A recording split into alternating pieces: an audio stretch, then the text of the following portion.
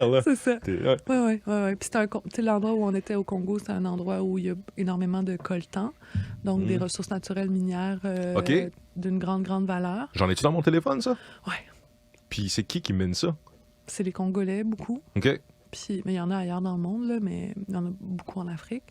Mais quand ils trouvent quelque chose, soudainement, généralement, il y a un renversement par une milice, puis ils se font tout voler, Comme par puis hasard. ils se font tirer dessus, puis il y a quelques morts dans la communauté. Là. Fait que, tu sais, la pas minier fait en sorte que la région est déstabilisée par des milices depuis plusieurs années. Fait que c'était un contexte quand même de guerre parce qu'énormément de personnes déplacées, réfugiées, pas de ressources, délaissées totalement par le gouvernement pour les soins de santé. Puis c'est pour ça que MSF était là, en fait. Mais est-ce que tu penses, je vais peut-être devancer un peu la conversation parce qu'il y a plein d'affaires intéressantes, on s'entend qu'on pourrait parler de ça pendant longtemps, mais est-ce que tu penses que le Congo pourrait...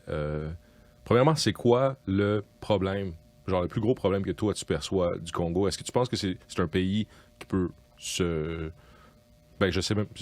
redresser ou bien aller carrément? Je sais pas si dans leur histoire, ça a déjà été un pays qui était florissant avec des richesses. Il a l'air d'avoir des richesses minières. Énorme. Puis, il y a tellement de ressources naturelles, ça n'a pas de bon sens. c'est quoi qui leur... Tu sais, est-ce que tu penses que ça... Est-ce que c'est un redressement que ça... Ça peut-tu bien aller au Congo, en fin de compte? Oui, mais il faudrait que la Chine, le Canada, les grandes puissances, dont les compagnies exploitent ces ressources-là, ne collaborent plus avec le gouvernement et la guerre pour faire baisser les prix puis pouvoir miner en toute impunité, là, sans avoir à regarder à droite à gauche pour les droits humains et tout ça. Parce que, disons, pour c'était quoi le colman? Le coltan. Le coltan que dans mon téléphone... OK, il y a une milice qui... Ils l'ont miné, ils l'ont trouvé, il y a une milice qui pogne ce matériel-là. Ils vont le vendre au gouvernement? Au Rwanda, en Ouganda, moins cher. Okay. C'est pas le Congo qui profite de ça, mais le gouvernement, pour pouvoir enlever l'armée de cette région-là, maintenir en tout cas, favoriser l'instabilité, la non-sécurité de ces régions-là. Le gouvernement veut favoriser l'instabilité? Oui, ben, il se fait graisser la patte par les puissances étrangères pour permettre à ce que les milices fassent leur travail de rap, de vol, de... Le gouvernement se fait graisser la patte par des puissances étrangères, genre par des compagnies par privées. Le Canada, oui. Mais mettons par des... Oui, par des mines canadiennes. OK, il y a des compagnies minières canadiennes qui disent... Puis, sérieux, là. Donc, tu sais, je veux dire, c'est pour moi, le Congo... Je suis comme flabbergasté un peu par ce que tu me dis. C'est un système économique. La Chine fait la même chose. Mm-hmm. La Chine fait la même chose. La Chine, elle dit, vous me donnez les droits miniers sur tout ce territoire-là, je vais construire 3 routes. OK, ouais, OK. Puis, ils graissent la part au gouvernement parce que les 3 routes, c'est juste c'est pour enlever visible, en fait. Puis, ils en ont besoin pour sortir les affaires. Mais la route qu'ils construisent, dans 5 ans, elle est boueuse, puis complètement... C'est pas une vraie route qu'ils construisent. Oui. Tu sais, puis... ce qui vont sortir de la mine. Je me souviens d'un deal comme ça aussi avec le Québec, que je pense que les Chinois ils faisaient une route justement pour aller dans le nord, puis le kid, là, comme peut-être c'était 5 ans. Le plan Nord? Oui, entre autres, oui. Ouais, ça fait partie de ça. C'est la même dynamique. C'est la même dynamique, sauf que, par exemple, les minières...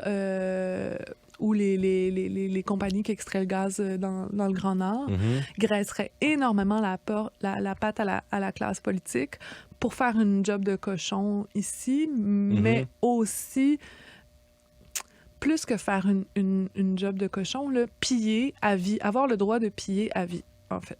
Right. Pour une route.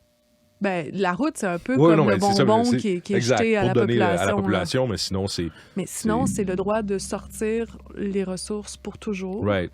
Puis de maintenir cet accès-là tel quel, ben, il faut que la population demeure dans une insécurité, là, donc un statut de réfugié, des conditions alimentaires puis sécuritaires de merde, pas accès à la santé, pas accès à l'éducation. Fait que quand tu te maintiens dans la survie... Ben, ça vient-tu de ça ou c'est comme un... Ça fonctionne ensemble. Un ou l'autre, c'est ça, c'est un cycle. Ça fonctionne qui ensemble. va comme ça. Parce que tant que ta population, la majeure partie de ta population est dans la survie quotidienne... Oui, ils vont pas penser à... Comment veux-tu renverser le gouvernement, là, ou reprendre le pouvoir sur les droits miniers? Ou, le plus que tu peux penser, c'est de t'enrichir pour toi-même pour sacrer ton camp. C'est ça. Pour sacrer ton camp avec ta femme et tes enfants. Là.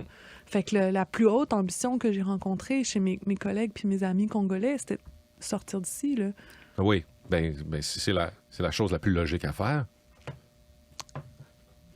Fait que, tu sais, est-ce que ce pays-là a une chance? Oui, si on arrête de collaborer, là. Si nos grandes compagnies arrêtent de collaborer.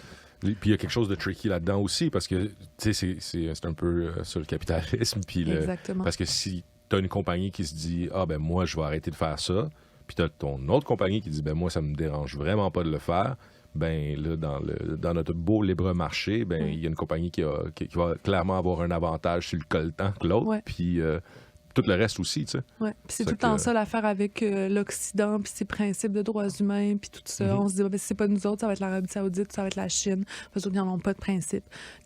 Ouais. Fait que là,